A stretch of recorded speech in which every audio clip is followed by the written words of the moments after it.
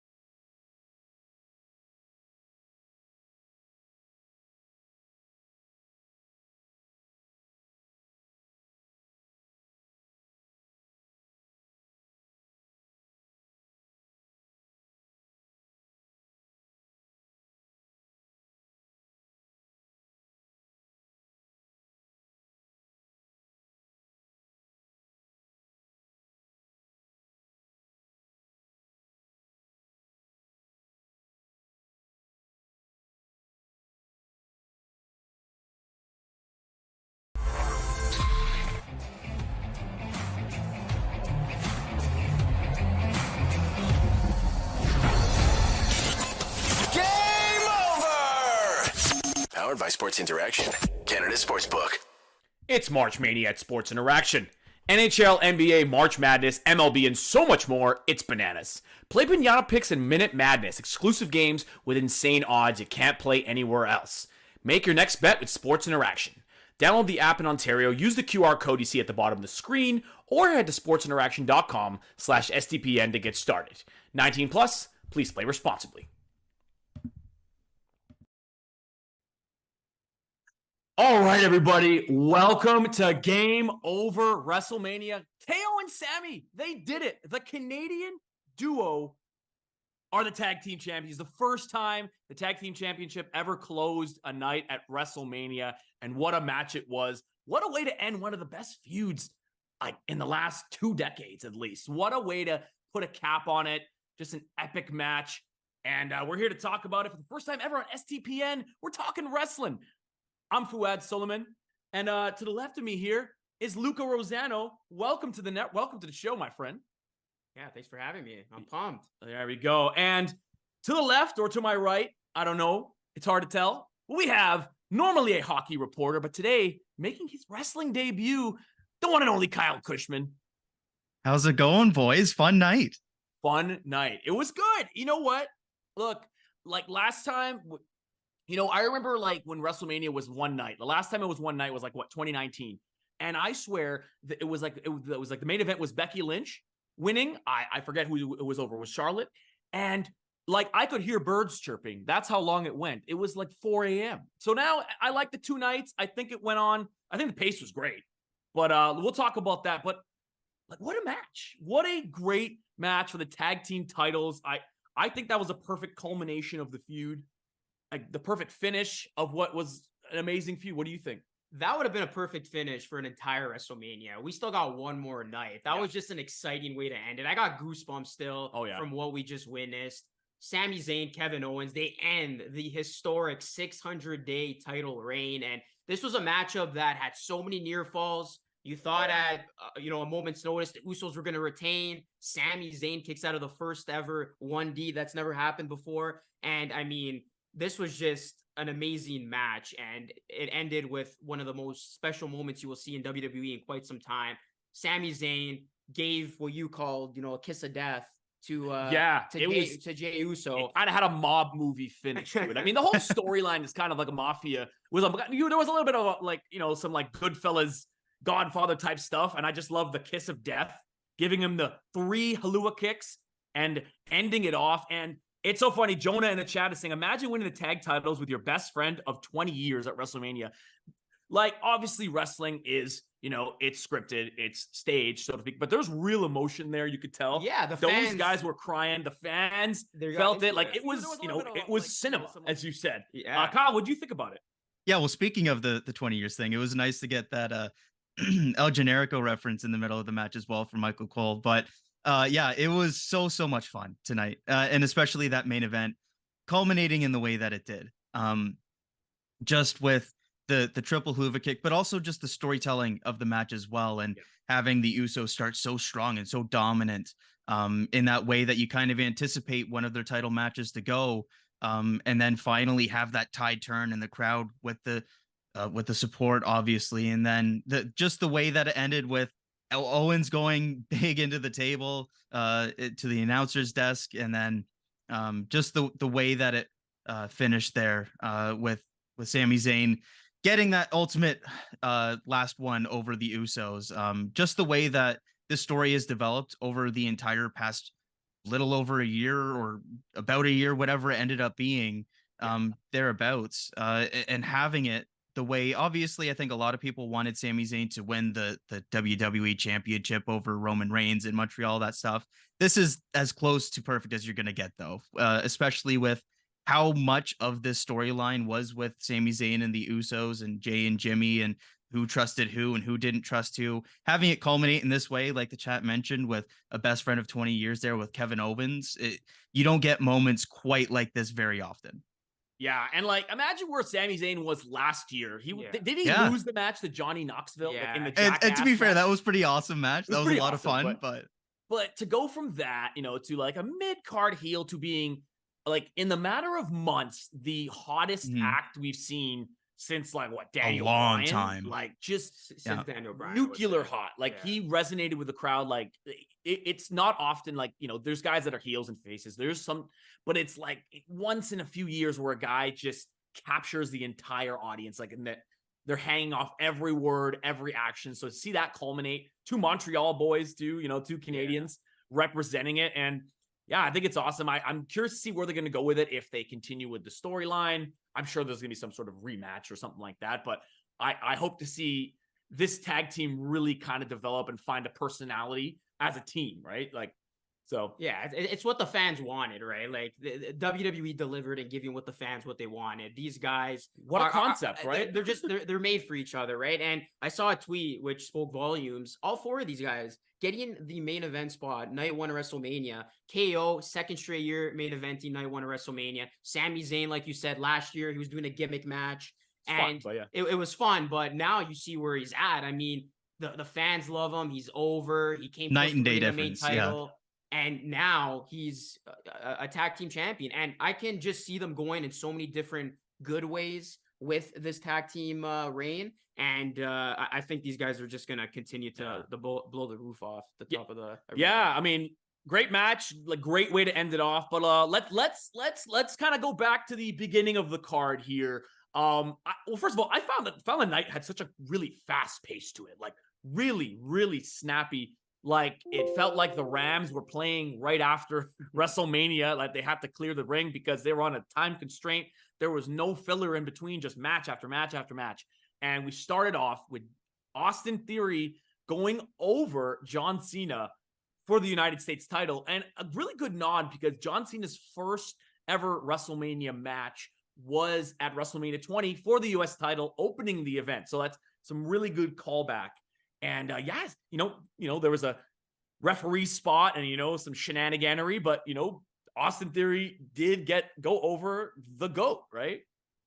Yeah, it was a fine opener. It was the typical what you would expect for a big star making the return at WrestleMania, where there's not any like massive bumps or anything like that, but you get the intro, you get the great moment early on with the Make-A-Wish stuff at the beginning of Cena's entrance, which was awesome to see, and great for him to use this big moment that he has opening WrestleMania to again give back, which he's done so much throughout his career. But then to have the match, it was about what you expected. Obviously, Cena challenging for a title. He's probably not going to go over based off of what his schedule is going to be going forwards, but it was definitely a nice way to start off the evening, which led into a lot of really hot matches. Yeah, and I really like that, everybody, well, I guess now Cena in his old age is probably more willing to go over, but everyone was like, Super Cena, nobody can defeat John Cena. He'll have to wrestle a tank and he will pin the tank if he beat, it was always so hard to get over on Cena. So to see him, give back, giving back to, his community and all this charity work, which is absolutely untouched. But, also giving back to the business. Like, he's giving to this new person, Austin Theory, who's like 26 years old, which in wrestling age is like 14. And like, it's like being a 14-year-old playing in the NHL, right? Like, that's kind of how wrestling, the age curve is. So to have him kind of be the next face for the next like 15 years and having this as a capstone moment, I think is a perfect way to do it. I was worried they're going to make Cena win and it would just be meaningless just for a cheap pop. But they didn't do it, so I was happy. That's what I thought. It was a nice shock in a good way. The right guy won. They definitely had to make Theory win this. He did. I would have liked to see, though, Theory win clean. I wasn't too much of a fan of how it ended with the spot where, the whole low blow. But I get it. I mean, Theory is a heel. If you are going to make him beat the GOAT, he's got to have some assistance, which he did, of cheating, essentially. But yeah, no, I was a fan of them opening up with a bit of a shocker. Some people thought Cena was going to win, and then he was going to have an open challenge on Monday Night Raw, and then that was going to lead maybe to a guy like Braun Breaker debuting and then winning the title off Cena to create a new instant star. But obviously that wasn't the direction that they took. But either way, Theory, he comes away from this looking really, really good. $1 million. He beat the GOAT. You can just continue to have him as a dominant heel. And I just love the new direction they've taken with Theory. I don't know what it is, but since growing a beard, he's just been unstoppable. So look what beards do to people. Grow a beard. Grow a beard, everyone. That's look at us. What if you can't? Then you're a face. By default, you're Kyle, you'll be a baby face in this. Sounds good. Sounds good. I can be a heel, and it's powerful. Next match, probably we'll spend about 30 to 40 seconds on this one because it was the tag team showcase. Basically, we paid you guys. We have to get you all on the card. Ricochet is cool. I mean, Ricochet has some fun cool spots moves there. But Ricochet, he's really fun to watch, but he's never going to be a big star because he just doesn't, aside from all the flips and all the crazy athleticism, he's just doesn't do it for me. What do you guys think? Yeah, I think that's a fine stance to take because there are a lot of those guys that do the flippy stuff, but don't really bring the rest of it. But at the same time, having a guy that can give you those fun spots in the middle of the card is a great thing to have as well. Like you think back to the Royal Rumble, that viral moment with Logan Paul there tonight, having some fun stuff as well. So not just the crazy spot to the outside, but also the finish as well was really fun. Not everybody needs to be that star potential who can hold all the belts and blah, blah, blah. That having Ricochet there who can give you those 2-3 viral moments at every pay-per-view and be a reliable guy in the mid card is nice to have as well.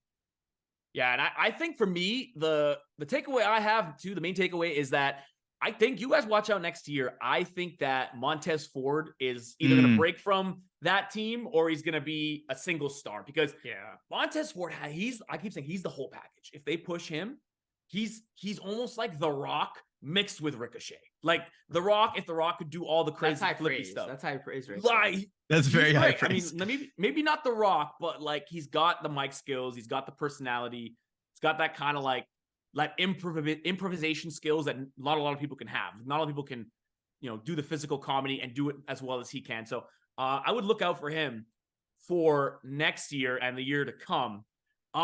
Next match we had here was Logan Paul versus Seth Rollins. We had an internet sensation, but I mean, I gotta say, Logan Paul, you say what you want about the guy's personality. I don't know. I mean, he's a little questionable figure, but he can wrestle and he's put in the work and he's an actual legitimate WWE superstar, in my opinion. Yeah, I think that's my main takeaway from this one. I mean, Logan Paul, I think he's got a future in WWE. He's proved it. Look, how many matches has he had so far that you just sit there saying, wow, this guy, he looks like he belongs. And this was one of my favorite matches of the night. I thought the build to this was very underrated and good underrated. I mean, these were two guys that hated each other. They despised each other. And you were excited to see this one. And I did like the little spot with the prime drink ending up being KSI, to which Fouad has no idea who KSI is. I have no idea. Really? I was shocked by that because he's one of the biggest YouTubers. I don't know. Kyle, you know who he is, right? Yeah, I grew up with KSI. Come on. I watch sports and Seinfeld reruns, okay? I mean, he started with FIFA though. Yeah, exactly. I don't know. So I had the exact same reaction as Kyle. I looked at Fouad. We watched it together. I'm like, how do you not know who KSI is? So I thought it was going to be Jake Paul. Yeah, it was either going to be KSI or Jake Paul, and I'm really glad it was KSI. Let's just put it that way. Yeah. I think Logan is the, I mean, he's the nicer of the more tolerable. More tolerable. The other one just anyway. But the right guy won, right? Like Rollins had to win this match. You could argue Rollins been so hot these days that he could have been the one to be in the main event with Roman Reigns for the title. So I really like this win for Rollins, and I really hope from here on out Rollins can get into a meaningful feud with and maybe enter the main title picture. That's what I would like to see. He can carry a show. He can carry the show if you build the storylines around Rollins. He's a veteran. He's been through it. He's been in main events. And this personality, like, to me, it's like, that's what pro wrestling makes pro wrestling great, is like when it's not just, you're great in the ring, but to me, Seth Rollins, like when he cashed in the Money in the Bank and then when he became kind of a good guy, he was kind of boring, kind of like vanilla and stale. But then he adds this drip and becomes sort of like a Macho Man meets the Joker meets Ric Flair. And it's like it's completely catapulted him to a megastar.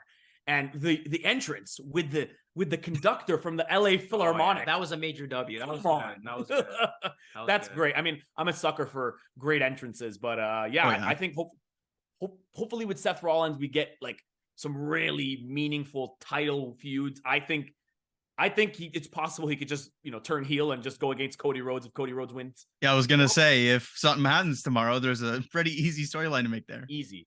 They love easy storylines. Just plug and play right there. So the next match we can go at is we had the women's six-woman tag match with Trish and Lita and Becky versus Damage Control. Now, for this one, for me, great match in the ring. Trish and Lita still have it. 20 years and still going. And if people in our age group, like these were like the star, they paved the way for the women's revolution and the amazing athletes that are being showcased now, being like the main event stars they should be, right? Trish and Lita were sort of the trailblazers for that, for Becky Lynch and Bayley. But to me, I think as much as I like Trish and Lita, and as much as I'll always respect them, I think they overcomplicated this one. I think it should have just been Becky and Bayley in like a blood feud match, like a last woman standing match, maybe like a 2 out of 3 falls, like something just the two of them, because I think their storyline was compelling enough. What do you guys think? Yeah, I agree with that. I would have, I was fine with it. I don't have too many complaints. I thought it was good for what it was. I can understand your standpoint of seeing how this could have been a one-on-one, but I kind of like the 3-on-3, and I thought the right team won. I mean, at the end of the day, you got to cater to the crowd, right? With the popular faction you're winning. Like you said, we grew up on Trish Stratus and Lita, and it's true. Like they literally haven't aged. Like these women are still looking amazing in the ring, like as they did 20 years ago. Like their in-ring ability is incredible, and just to be able to see them integrated with the new generation of talent, I thought it was good for. I think it was. Yeah, I was okay with this match. Yeah, I didn't catch too much of this one. This was one of the matches that I had to miss a little bit of due to some funny enough tech issues. But yes, no, it's one of those things where every WrestleMania on each night you kind of have to have a little bit of the nostalgia act a little bit in there. And not to say that it was purely a nostalgia act, because they were great in the ring and things like that. But it's kind of the WrestleMania thing where it's the big name card. So you kind of have to get everyone in there, and sometimes it gets a little bit convoluted. We mentioned it with the quad tag team match there. Showcase. Yes, showcase. My apologies. And so you kind of get that as well with some trio stuff as well. But overall, I think it had its place on the card and was pretty fun. Yeah, and you could tell like Trish and Lita kind of, I think to them, it's like they kind of wish that they were in this era. Because when Trish and Lita were wrestling, it was unfortunate, but like women's wrestling was like they were stars, but they were the only stars in women's wrestling. That's a good point. Like they didn't push any of the female acts, and they had a lot of them but they just didn't showcase it until like 2015, until the fans demanded it.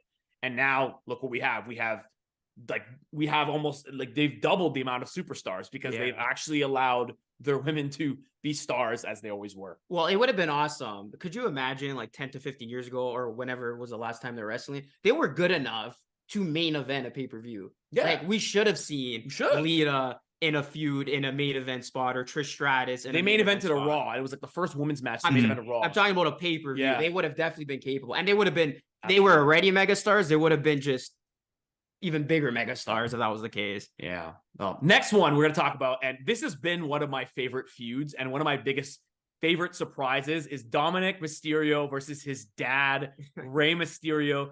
Look, Dominik Mysterio, this guy, I didn't care. Like, I mean, I think everybody was like, who is this guy? He's only there because his dad brought him in. You know, he's super duper young for a wrestler. And, you know, he was just boring, just kind of milk toast baby face. And then all of a sudden he joins the Judgment Day and just becomes one of the funniest people on the roster and the best heel. Like people genuinely were booing him, right? Like nobody wants to cheer Dominik Mysterio. And the jail entrance where he comes in the paddy wagon, that was gold. I was cackling. That was the first time I like jumped out of my seat in that whole event. Yeah, I think Dominik is one of the most underrated heels, and him joining Judgment Day did so many good things for his career. Like Dominik is made for being a heel, and outside of the whole bloodline storyline, this was the storyline at WrestleMania that I was the most excited about. Just to see father and son in the ring do battle, and you were excited to see Rey do some damage on Dominik because Dominik was getting under everybody's skin. You were seeing him; he was being, he was being just a bad guy. Told his mom to shut up. Yeah, and you just wanted Rey to put him in his place. It happened. Rey got the win. And what I will say is this. I liked how Rey gets the win. He's just, been inducted as a Hall of Famer, so that's well-deserved. Dominik, like you said, won't necessarily come out of this looking weak. And you also set up a future feud, which could happen at Backlash, a match between Dominik and Bad Bunny. Bad Bunny, the biggest, musician on planet Earth. Which would be a good match, I think. So interfered in this match. So, I mean, like, if Dominik Mysterio can bump up against a guy who's outstreaming Taylor Swift and Drake, like that's, I mean, what a win for WWE to have this guy just in their atmosphere. But the match with the Mysterio family, like behind the scenes, low key must be having a blast. Oh yeah. And they're good actors. None of them are breaking character. Like none of them, he threw the water on her face, on his sister's face. And you could tell in the back, they're probably just having a laugh. And even in the Hall of Fame ceremony, they kept the character commitment to that character. I'm like, that's old school, amazing stuff. It was great. I look forward to seeing what Dominik Mysterio has in store. Yeah, Dom just he understands what his role is here. He understands the comedy factor of it. He understands what his place is in this feud, in the Judgment Day, all this stuff. He gets it. And that's what makes it fun. If he didn't get it and was trying to do too much with it, it could go south very quickly. But because he gets it and because he knows how to pick his spots with this comedy act that is part of the feud, it just works for the crowd to be super hot and to have a really fun match where, of course, you get some of the stuff in ring where it's the making fun of his dad and then the Eddie Guerrero stuff and everything. And it just works. And it was, like you mentioned, something that a lot of people were looking forward to tonight. And I think it delivered in terms of the entrances, both being awesome and memorable for both very different reasons. Yeah. And then the match itself being very fun with the family spots and then the finish, Dom hitting the 619 and all that stuff. It was a lot of fun. Yeah. And just all around great. I mean, Dominik Mysterio, he does, I mean, as much a reference as they make to Eddie, I mean, he has the old school mullet. He looks like Eddie Guerrero. He's looking like Can we just say, he looks like him? You can tell he had an effect on his life. I mean, Eddie Guerrero didn't pass away when he was, maybe 10 or 11, but obviously he was involved in that in a match with him and his father. So, obviously, I think you can tell he probably studied Eddie Guerrero as much as he studied his own dad or whomever they call dad in the storyline, right? It all depends. Great storylines there. But and then the next match, oh man, Charlotte Flair and Rhea Ripley.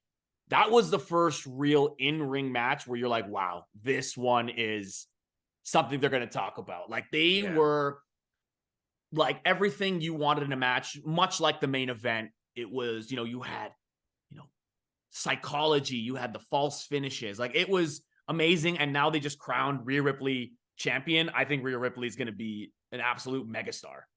Oh, I love the decision to make her win. I love this match. You can make an argument this was the best in-ring match. I mean, they were just going at it. So many near falls. You saw Charlotte getting frustrated. Was she going to go to a dark place? Like, what does she have to do to beat Ripley, who was just doing everything to avoid being pinned? And then she hit that big spot from the turnbuckle and then gets the win.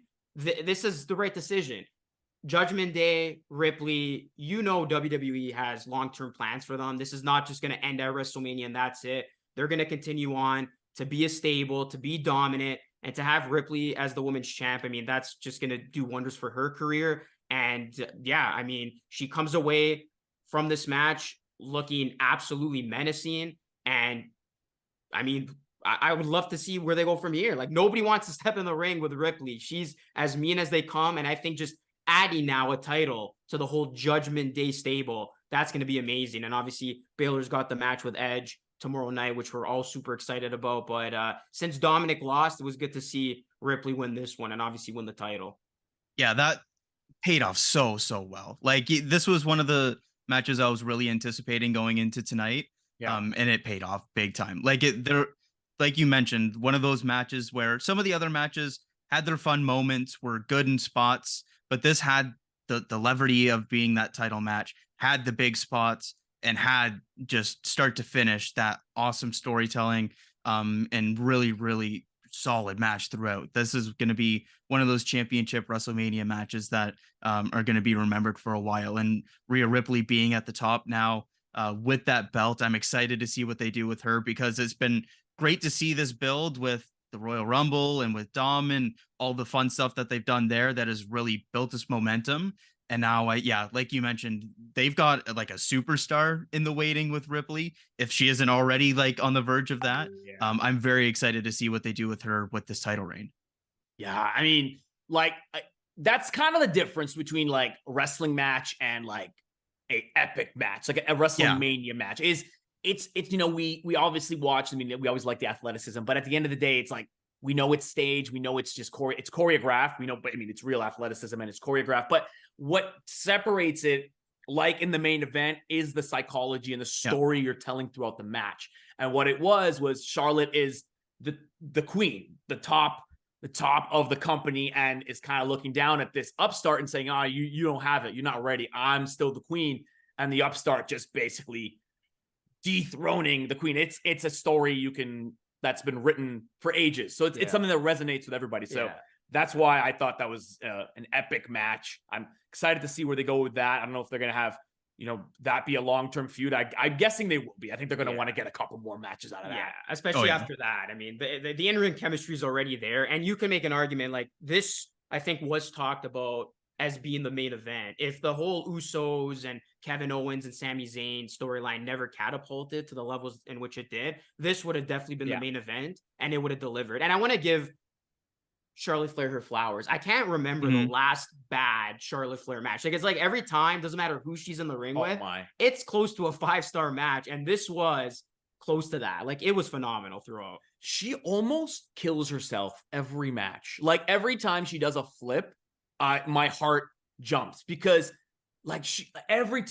three times in this match, her neck was like dangerously close to the mat. Landed on her face, literally. And I'm like, but she does this a lot. Like, she does a lot of moonsaults off the rope, like really high risk stuff. I mean, it is like you look at it and you're like, wow, like you really kind of appreciate the craft that all of these wrestlers have. Is like how very little these people get injured.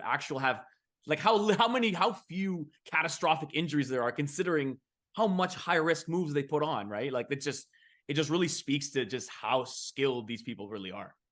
Yeah, this felt like a match where it was two people who understood why they weren't the main event, what wanted to prove that they should have been the main event. Oh yeah. And that's what we got.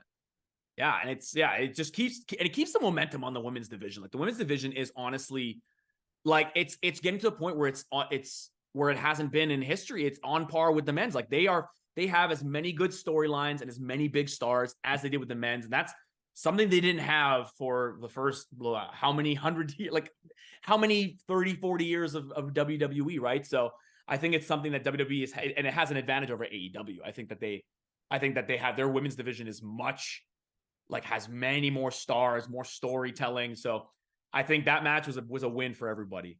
So yeah, we talked about the main event.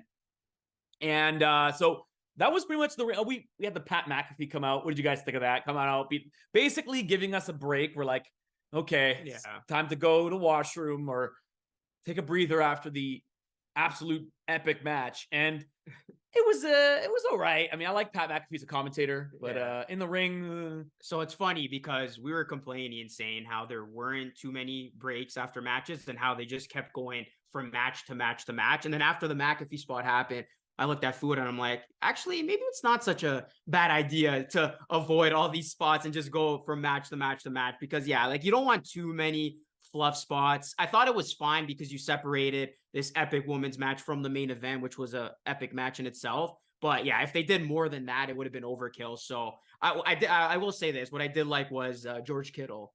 That was a nice spot. Having George Kittle come out with McAfee, obviously the whole football connection there. And Kittle's a huge WWE fan and a big Stone Cold Steve Austin fan. So can you imagine if George Kittle got injured at WrestleMania and just tanked the 49ers season? Could you imagine?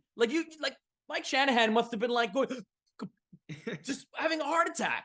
But so that was the event. Obviously a very quick event, very fast paced. What we read online, a lot of good reviews. Yeah. I think mostly good reviews. I think it really was as good as it could be. And yeah, we're gonna wrap up soon. I just want to say, what are you guys excited most for tomorrow's WrestleMania? I mean, the main event. How can you not be excited about that? Yeah, I would say main event. I'm excited to see what they do with it. I have a feeling that Rhodes is gonna finish his story, win, and the Bloodline's officially gonna go away for a little bit, and this is gonna be the year of the babyface. Owens, Zayn having a lengthy title reign, and then Cody Rhodes having a lengthy title reign and being the face of the company, and rightfully so. I mean, he's deserved that spot. So I'm looking forward to that. I'm also looking forward to Omos versus Lesnar. I'm hoping that they actually put Omos over and they have Omos beat Lesnar. Very unlikely because, Lesnar's got so much respect in the company. So curious to see what they do with that. And then finally, another big time, actually 2 more matches. The Hell in a Cell is going to be phenomenal. I know you're excited for that. Yes. But then the Intercontinental Championship match, I'm saying it right now, it's going to steal the show. Don't sleep on it. Yeah. Gunther, Sheamus, McIntyre can go in any... Just 3 ass kickers, yeah. 3 ass kickers can go in any way. I'm really excited to see what they do with it. And I think whoever wins that match is going to come away looking very good going into the new wrestling calendar. Kyle, what do you think?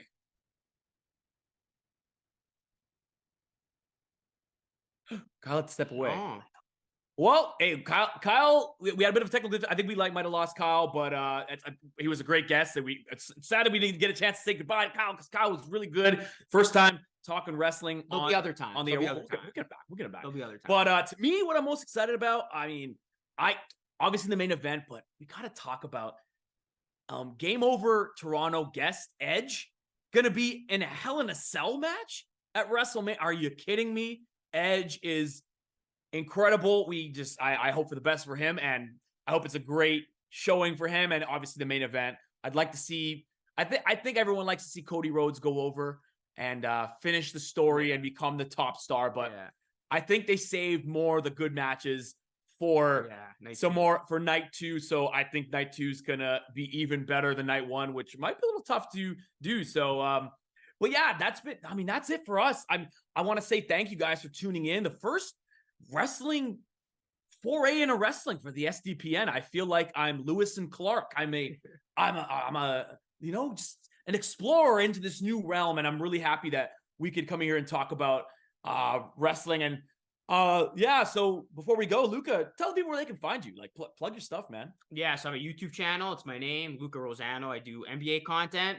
NBA is my thing. I cover different teams, different storylines, the Toronto Raptors, of course, but I love being on here. Thank you so much for having me on. The next time if there is a next time, which I'm hoping there is, we'll have tag team titles. We'll gear up with the titles. Hopefully now between between now and then, me and Fouad can win those titles. I have wigs. I have wigs too, so we can be old school. We can make this as good as we can. Promos. He's good with impressions. I could be the Paul Heyman to your Brock Lesnar or whatever you want to do. There you go. All right, guys. And I'm Fouad Suleiman. Catch me at Fouad_sports on Twitter and all over the place on STPN. Thanks again for tuning in.